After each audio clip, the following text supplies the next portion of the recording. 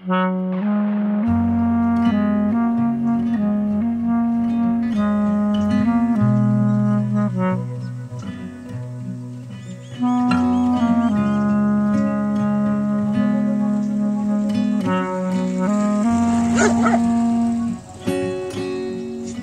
आल्यापासून शेतातले बरेच कामं सुरू आहे, पण आज द्राक्षाचा खुडा आहे. आता नॉर्मली काय होतं, द्राक्षाचा खुडा मार्च आणि एप्रिलमध्ये राहतो, पण यावर्षी बाग नवीन असल्यामुळं यावर्षीचं या बागाचं पहिलंच फळ आहे आणि पहिलं फळ असल्यामुळं माल थोडासा कमी आलेला आहे. आणि जसा फेब्रुवारी सुरू झाला तसा पक्ष्यांनी पण त्रास द्यायला सुरुवात केलेली आहे. मग त्यांनी खाऊन घेण्यापेक्षा म्हटलं थोडासा लवकर काढून देऊ.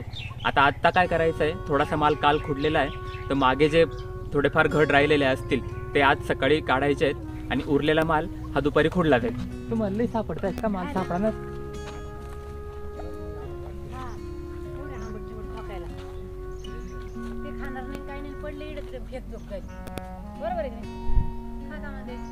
आई, तू कोणती बोळ घेतली?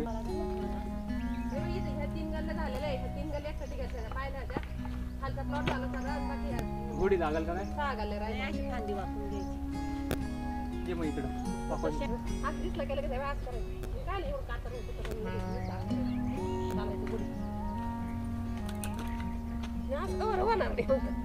हळू त्या हळू जाऊ दे.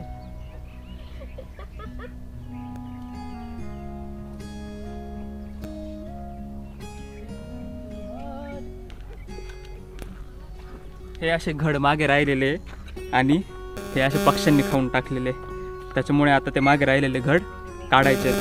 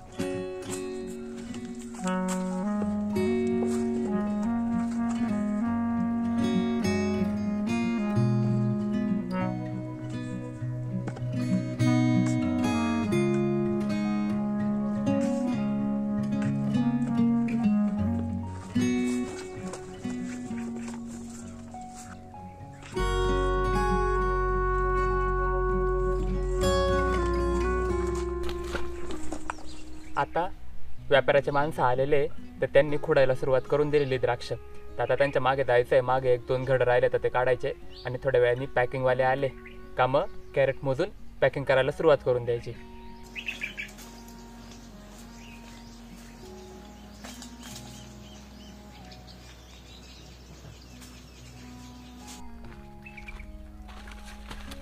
आता इतर वेळेस असं नाही राहत की कॅरेट पॅक करायचे आणि डायरेक्ट जाऊ द्यायचं. नॉर्मली कसं होतं की इथंच पॅकिंग होते बॉक्सची आणि मग व्यापारी बॉक्स घेऊन जाता.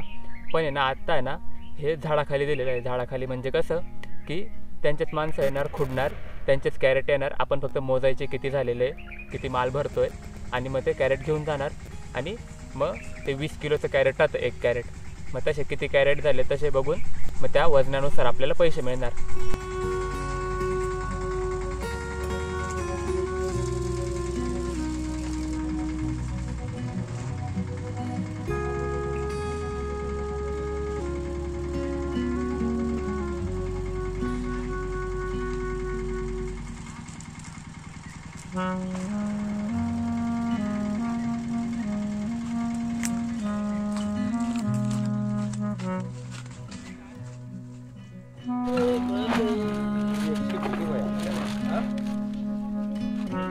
शिबडी घेऊ आपल्या बरोबर घेऊ मला काम होतील आता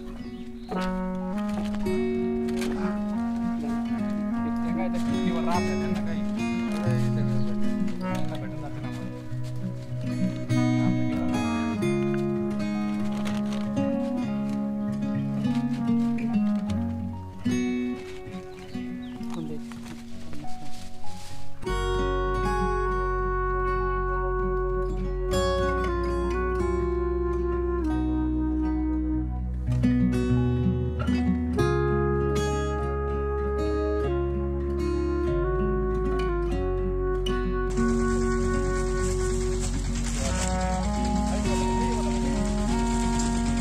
पाय भाऊ पाय.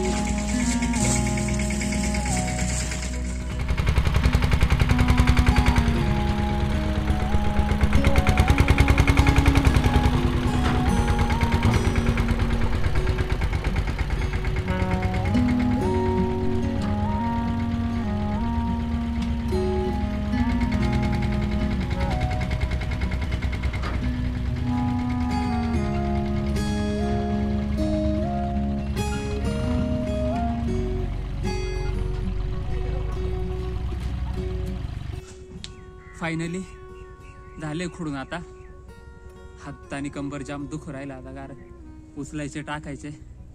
आता त्यांचे लोक त्यांच्या गाडीत लोड करतील आणि जातील.